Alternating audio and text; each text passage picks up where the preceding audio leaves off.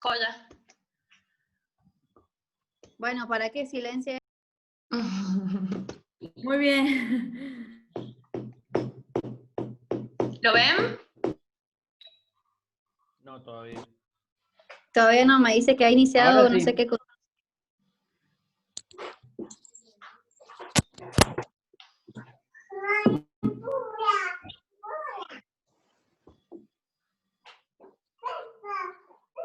Bueno, íbamos a hablar en esta charla sobre la ruptura prematura de membranas, tanto en los embarazos de término como en los embarazos de pretérmino. Y la idea de esta charla era hablar sobre esto porque es una patología bastante frecuente que se produce en nuestro medio, afecta entre al 2 al 18% de los embarazos durante cualquier edad gestacional. Tiene un porcentaje del 10% de incidencia en todas las gestaciones que se producirían en Argentina. Y esto basa su importancia, vamos a basarnos sobre todo sobre las guías FASGO 2018, que se realizaron en el Congreso en Córdoba, y basa su importancia en su asociación con dos entidades clínicas muy importantes, que es que a mayor riesgo materno y perinatal van a ocurrir estas dos asociaciones de la ruptura prematura de membrana, que son la infección y la prematurez, y que las membranas ovulares, sabiendo cuando están presentes, son las que evitan eventualmente infecciones ascendentes del tracto genital inferior.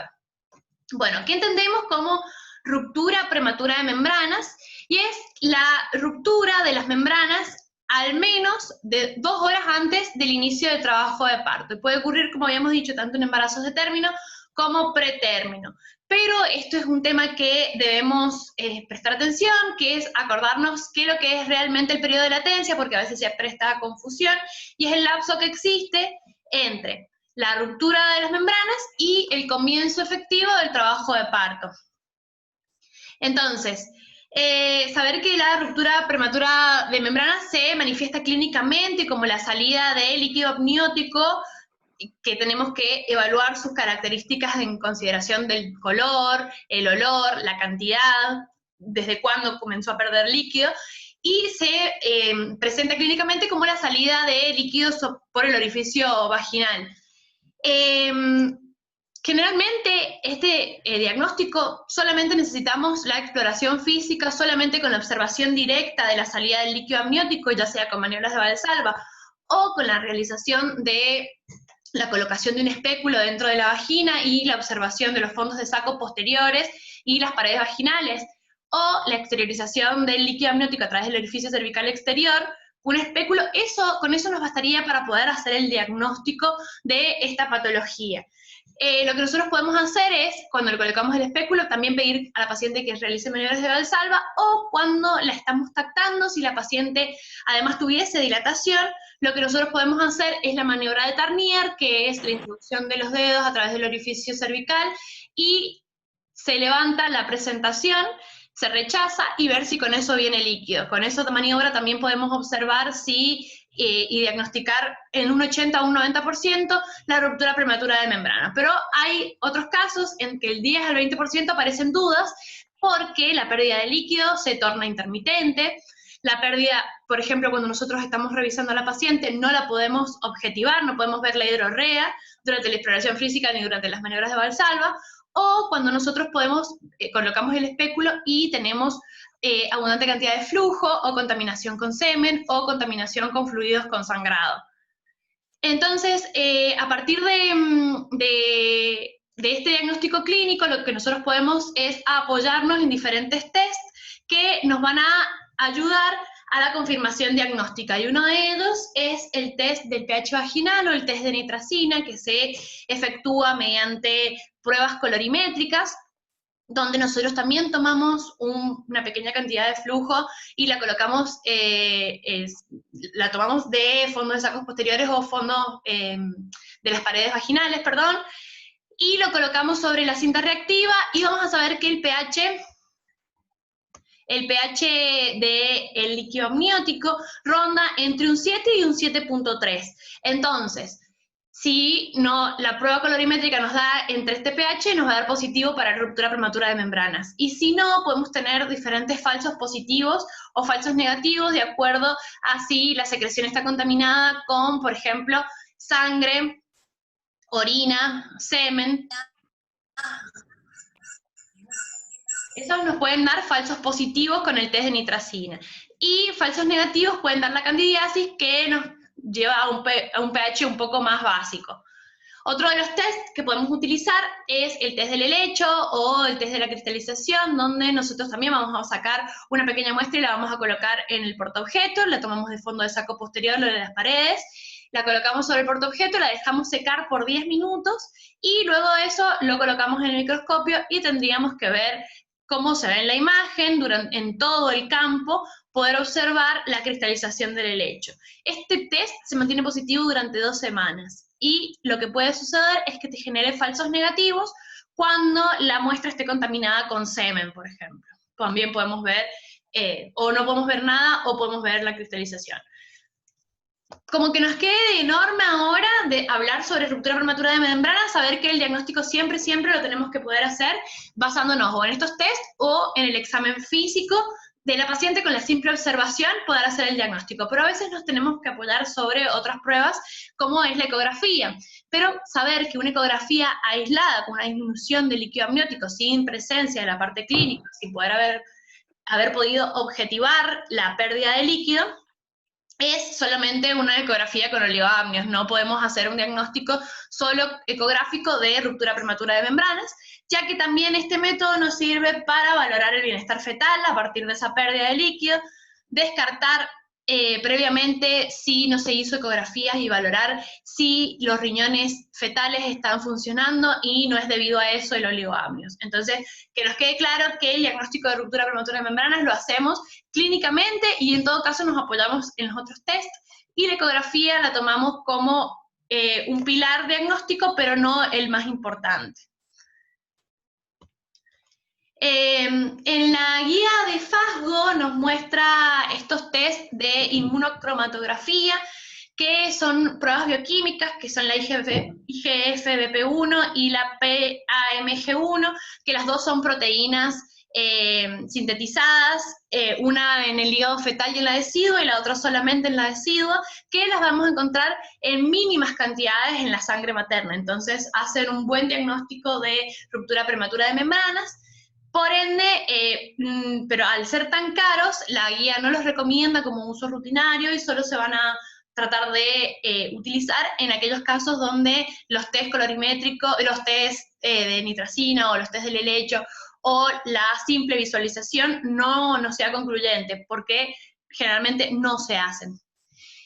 Y bueno, también basándonos en esta guía, lo que yo quería mostrarles en este gráfico es lo inversamente proporcional de las complicaciones de la ruptura prematura de membranas según la edad gestacional. Entonces, vamos a tener mayor complicaciones según baje la edad gestacional de la ruptura prematura de membranas, y estos dos se van a relacionar directamente con el periodo de latencia, es decir, el periodo que pasó entre la ruptura y el inicio realmente del trabajo de parto. ¿Por qué es importante esto? Porque en la ruptura prematura de membrana de los pacientes pretérmino, tenemos que saber que si lo que nosotros necesitamos es aumentar el periodo de latencia para evitar las complicaciones de la prematuridad, tenemos que saber que a los 7 días el 75% de los casos va a iniciar trabajo de parto y el resto a las 2 semanas siguientes. Entonces es importante saber y poder conocer cuáles van a ser nuestros objetivos y nuestro planteamiento terapéutico hacia esa paciente. Entonces, vamos a saber que las complicaciones que están asociadas a la ruptura prematura de membranas también son aquellas complicaciones que están asociadas a la prematurez. Generalmente, la ruptura prematura de membranas es directamente proporcional su mortalidad a la edad gestacional en la que se produce la ruptura prematura. Entonces, tener en cuenta que también las patologías que van a estar asociadas a la ruptura prematura de membranas en el pretérmino van a ser todas aquellas asociadas a esto. Por ejemplo, enterocolitis necrotizante, hemorragias intraventriculares, hipoplasia pulmonar, sepsis o síndrome de dificultad respiratoria del lactante. Otro de los digamos, complicaciones que tendríamos asociadas a la ruptura de membranas es la mortalidad. Generalmente la mortalidad va a aumentar de acuerdo a si disminuye la edad gestacional. Entonces, a menor edad gestacional, mayor mortalidad en estos pacientes, y también está asociado la mortalidad a la cantidad de líquido amniótico que poseen. No es lo mismo tener un oligoamnios que tener solamente un anhidramnios o un anamnios. Entonces, tener también en cuenta que la segunda causa de la mortalidad es la causa infecciosa, y después tenemos otras causas asociadas, por ejemplo, a la decidua de la placenta, como el desprendimiento de placenta, o las prosidencias o procúbitos de miembro o de cordón. También tener en cuenta que otra de las complicaciones de la ruptura en el pretérmino son las deformidades, ya sea tanto esqueléticas como malformaciones a nivel pulmonar, donde se ve en un 30% de los pacientes con ruptura prematura de membrana este síndrome de hipoplasia pulmonar, que tiene un 70% de mortalidad en los neonatos. Entonces, tener en cuenta que no solo las malformaciones esqueléticas son las que nos van a preocupar, sino también las malformaciones pulmonares. Tener en cuenta también las posiciones anómalas, como la presentación de nalgas o la presentación transversa. También tener en cuenta que puede estar asociada a, como hablábamos, desprendimiento de placenta normoinserta, a placentas previas. Entonces están asociados a hemorragias de segundo y tercer trimestre, y a complicaciones infecciosas como son la coriomionitis, que va a ir disminuyendo a mayor edad gestacional. Entonces, pensar que siempre las complicaciones más graves y más complicadas, digamos, las tienen los prematuros, los más prematuros. Bueno, y estas serían las indicaciones que nos da FASGO, independientemente de la edad gestacional, para interrumpir el embarazo, cualquiera de estas causas aparezca. Por ejemplo, coriomionitis clínica, desprendimiento de placenta, muerte fetal o malformaciones fetales incompatibles con la vida, o el compromiso de la salud materno-fetal, per se, que indique interrupción del embarazo en ese momento. Entonces, si nosotros hicimos el diagnóstico por la observación clínica de la salida de líquido amniótico, lo confirmamos con alguno de los test, por ejemplo, lo que se debe hacer es internar a la paciente y realizar las siguientes acciones. Primero se la coloca en reposo en cama con control de apósitos e higiene, control de temperatura cada 6 u 8 horas, control de dinámica, latidos y el tono uterino. Se le pide un laboratorio completo. Si la paciente no se le pudiera hacer el hisopado, una paciente que no va a ir al piso y no tiene hisopado, se le podría hacer si fuese una ruptura prematura de pretérmino. Nosotros en el piso, como no vamos a disponer del resultado antes de que se produzca el parto, directamente colocamos el antibiótico sin tener el hisopado. En urocultivo, también como en embarazos de pretérmino, la ecografía para valorar la pérdida de líquido y en realidad el bienestar fetal del paciente, y monitoreo si son mayores de 32 semanas.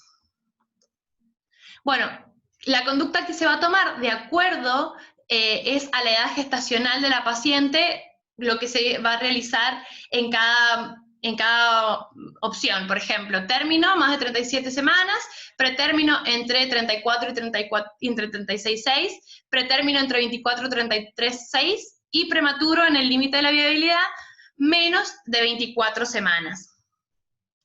Entonces, lo que proponen las guías de FASGO del 2018 es que a las gestaciones a término, que son mayores de 37 semanas, que es la forma más habitual de que se presente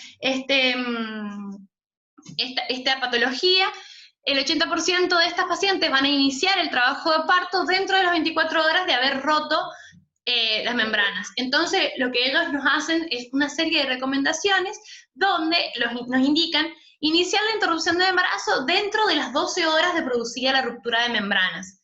Eso quiere decir que nos dice la paciente un horario donde rompe bolsa, y calcular si hasta dentro de 12 horas no modificó su estado. Generalmente lo que vamos a hacer es interrumpirlo con una inducción. ¿Qué es lo que valora en esta guía?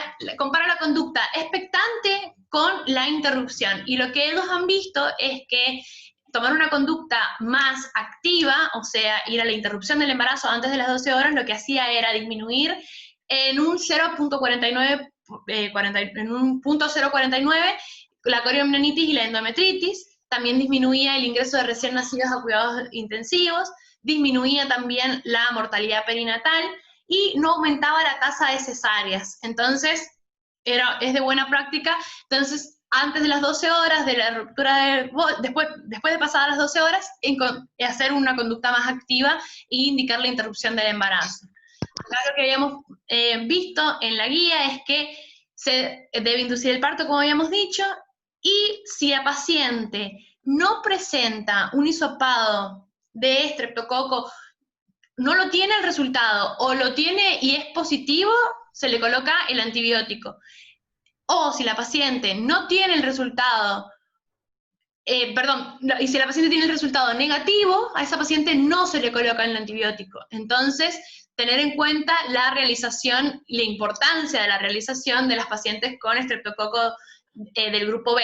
Y lo que se les realizaría a la paciente que o que no lo tenga o que lo tenga positivo es un esquema de una dosis endovenosa de 2 gramos de ampicilina, luego seguimos con 1 gramo cada 4 horas hasta el parto.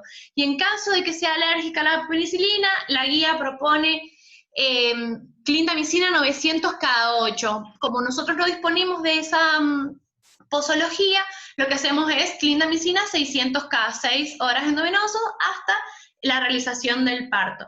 En los embarazos de término, la guía dice que no hay un beneficio realmente que se valore para ponerle profilácticamente a todas las madres antibiótico, pero sí lo hay, y lo hay con evidencia, en el pretérmino. Entonces, acá en las pacientes que tienen más de 37 semanas, y sabemos que el estrepto es negativo, estar seguro de no poner antibiótico. Y si la paciente fuese menor de edad gestacional, ver la importancia de realizar el cultivo del estrepto.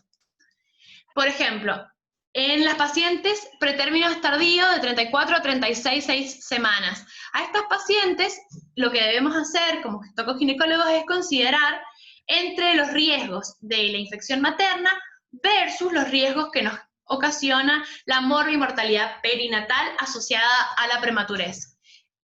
Entonces, lo que nosotros tenemos que valorar es que a partir de la semana de corte, de la semana 34, se ha visto que los riesgos del primero superan a los del segundo. Entonces, el punto de corte son 34 semanas para estas recomendaciones. Se debe iniciar la interrupción dentro de las 24 horas de la RPM, dice la guía de FASGO. En la guía del Clínic de Barcelona dice que podemos esperar a las 48 horas si quisiéramos hacer la maduración pulmonar fetal. Esta guía propone a la conducta también, la conducta más activa en comparación con la conducta expectante, donde se vio que la conducta activa, que es la interrupción a partir de las 24 horas de la bolsa rota, disminuyó en 0.50 la coriomnionitis, no modificó las tasas de sepsis y tampoco modificó las tasas de ingreso de recién nacido a cuidados de terapia intensiva. Entonces, las recomendaciones de ellos son iniciar la interrupción dentro de las 24 horas de la RPM. Bueno, lo que dicen ellos es inducir el parto y lo mismo, si no se cuenta con el hisopado negativo para el estreptococo, lo que nosotros tenemos que hacer es la profilaxis antibiótica con los 2 gramos de ampicilina si no fuese alérgica y si es alérgica a la clindamicina.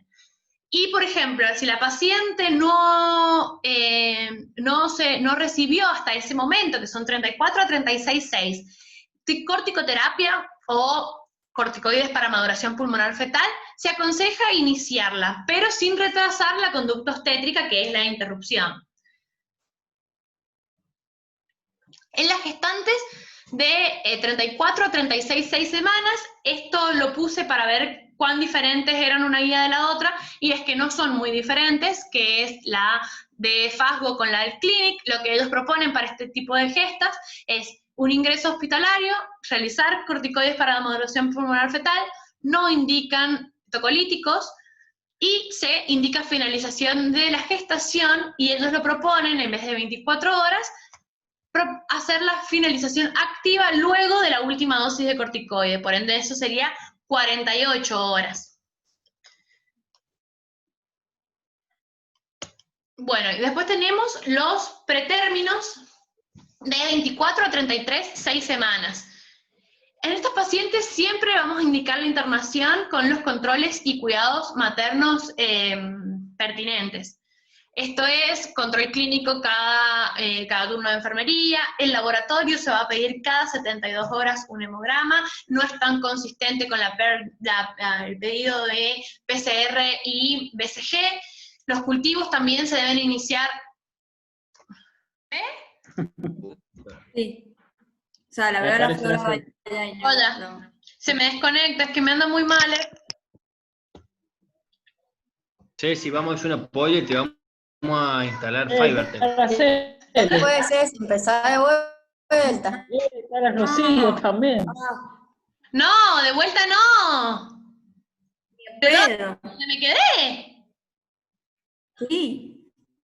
Obvio. Ah, bueno. Te estoy jodiendo, Tom. Bueno, en las pacientes, como habíamos hablado, que son pretérminos de 33,6 a 24 semanas, en esta siempre vamos a indicar internación con controles maternos y fetales, como habíamos dicho, el cultivo al inicio de la internación, laboratorios cada 72 horas sobre todo con fórmula leucocitaria, que es lo que necesitamos evaluar, la valoración de la salud por ecografía y monitoreo para evaluar el líquido amniótico. Y la guía proponía acá una guía de la Cochrane, que lo que ellos hacen es evaluar los beneficios de la antibiótico-terapia en la ruptura prematura de membranas del prematuro, y lo que ellos vieron es que al colocar el antibiótico lo que hacen es prolongar el periodo de latencia, por ende prolongan así, permiten así la corticoterapia y reducen así la morbimortalidad fetal por prematurez. Hola. Bueno, y también se reduce la mortalidad fetal y materna por infección. Entonces, ellos están a favor de la colocación del antibiótico en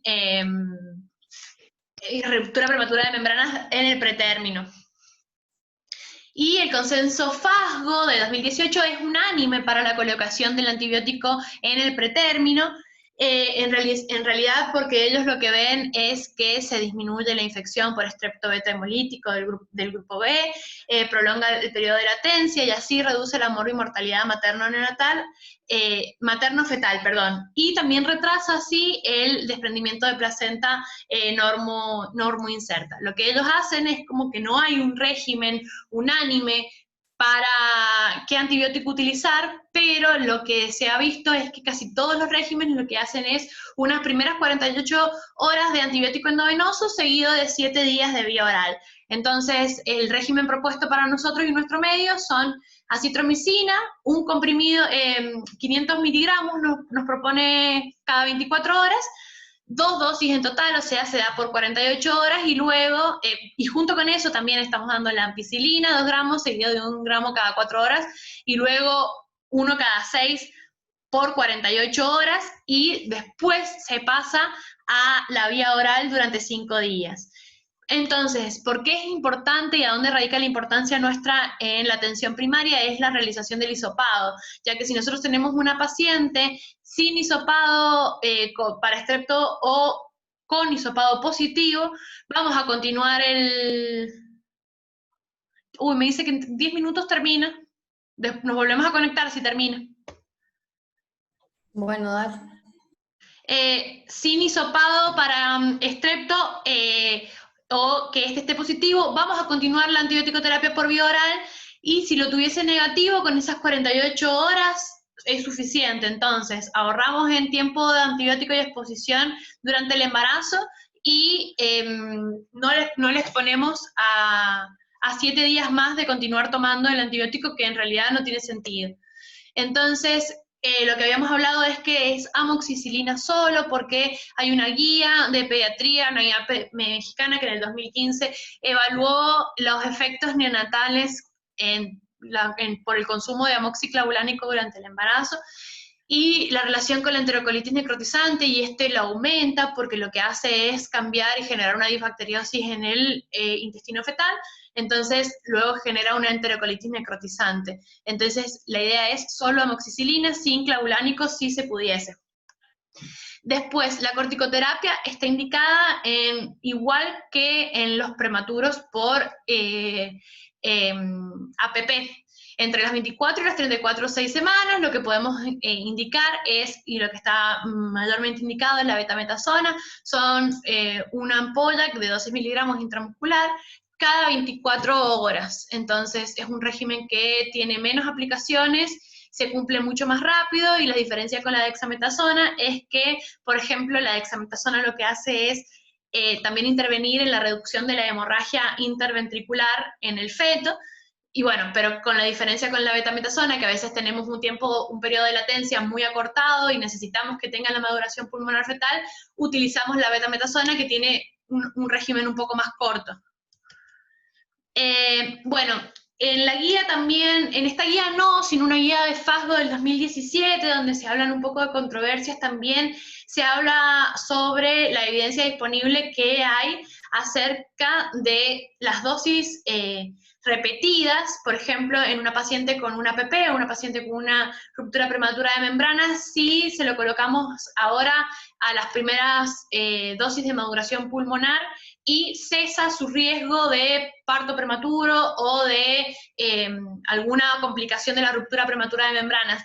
¿Qué hacemos? ¿Si volvemos a repetir una dosis o con esa dosis está bien?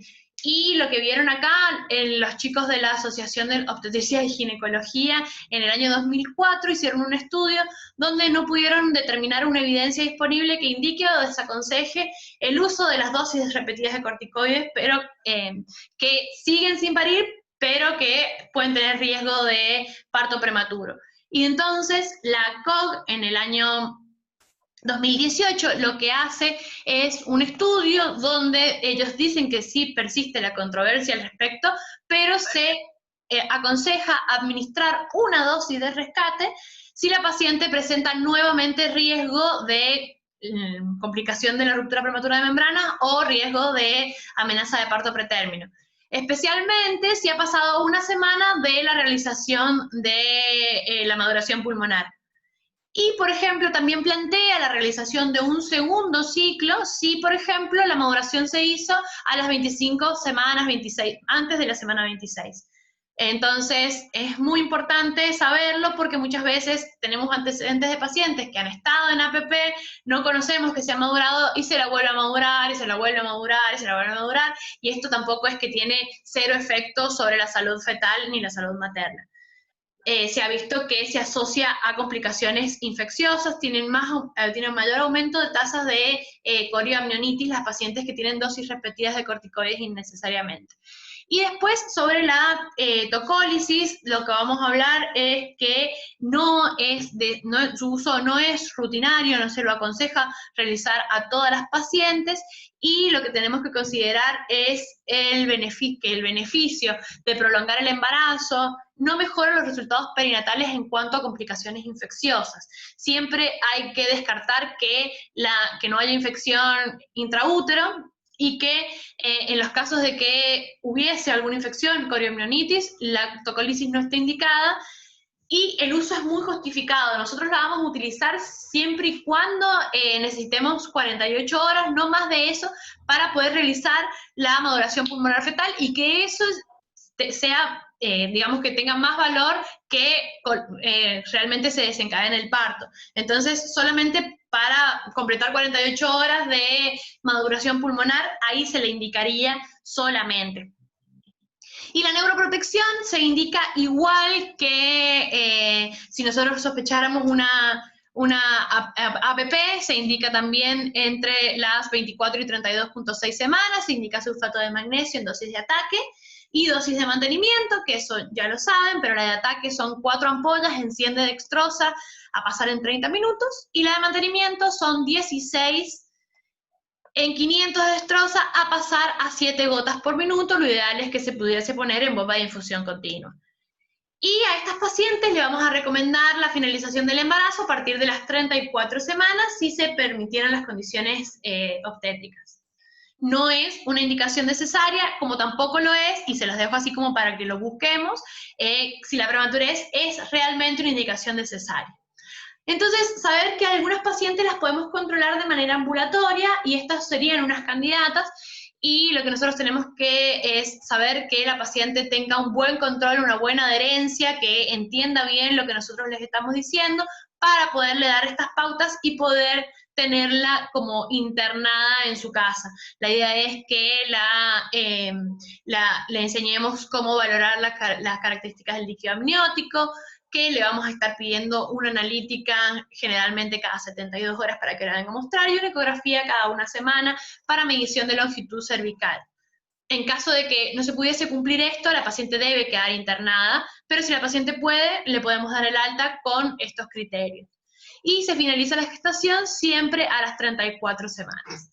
Luego tenemos las gestaciones de menos de 24 semanas, que en realidad es muy difícil considerar cuando se considera viabilidad fetal realmente, que es cuando el feto realmente tiene y alcanza la madurez necesaria que le dé al menos una chance de poder seguir viviendo, ¿no? Generalmente el 50% de las rupturas de las menos de 24 semanas se produce a los 7 días el nacimiento. A estas pacientes lo que propone FASGO y lo que propone el Clinic es lo mismo, que es ingresarlas, porque a esta altura las complicaciones obstétricas, digamos, de emergencia o urgencia, como el desprendimiento o las hemorragias, son muy frecuentes, también las prosidencias, por ende a estas sí se las aconseja mantener internadas, generalmente con la antibiótico terapia, la corticoterapia, la neuroprotección, y si llegasen a las 34 semanas también proponerle la interrupción a las 34. El protocolo del hospital es más de lo mismo de lo que estamos hablando, y también propone la interrupción cuando haya muerte fetal o una enfermedad fetal o materna que de per se, digamos, tenga que ir a interrupción, o signos clínicicos de corioamionitis. ¿Quieren que cortemos y vamos a los casos clínicos? Mira, ¿en qué vamos a quedar entonces con respecto de las 48 o las 72 horas de la citromicina? Esta guía dice 48, yo he visto que muchos le están poniendo ya cada 48. Porque... Mira, Silvi, más... ¿Cómo? Ay, no escucho. A ver, No sé. A ver, voy a dejar de compartir pantalla a ver si así se me... Decim. Nada, que a mí la Silvi Masanti me dijo que como que ellos sabían que era, o sea, por 48 horas, pero que lo seguían poniendo cada 72. Pero, perdón, queda menos de un minuto, ¿eh? Si quieren que cambiemos de chat, dale, ya se nos va a cortar. dale, ya volvemos a los casos clínicos. Bueno, chao.